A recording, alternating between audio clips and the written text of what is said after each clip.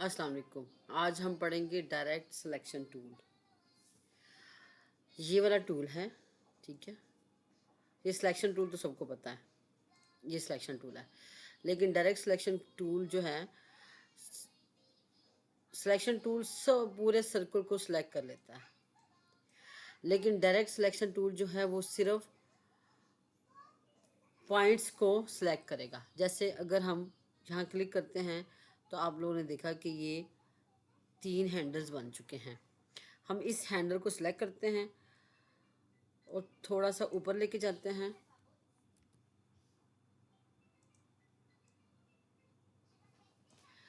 ये देखिए egg shape बन गई है।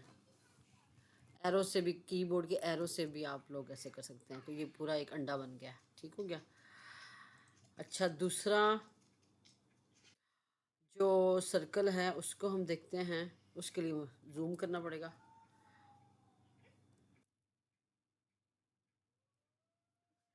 अच्छा, ये डायरेक्ट सिलेक्शन टूल ने, और क्लिक करें, हैंडल्स आगे, ये सिलेक्शन होगी डायरेक्ट सिलेक्शन टूल की।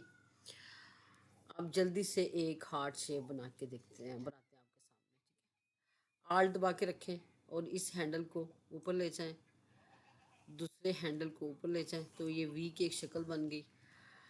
और इसको थोड़ा सा नीचे ले आए।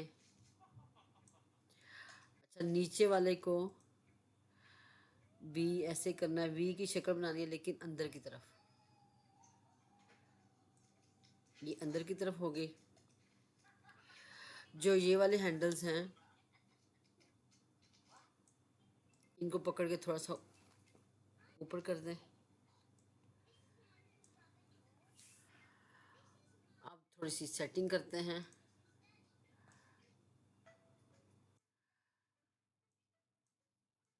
इन हैंडल्स को मज़ीद वी शेप की तरह करते हैं और इसको थोड़ा सा नीचे कर देते हैं।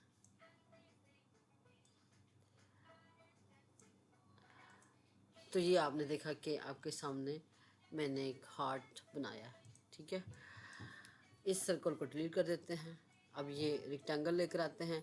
डायरेक्ट सिलेक्शन टूल से ये इसके सारे पॉइंट्स आगे हैं।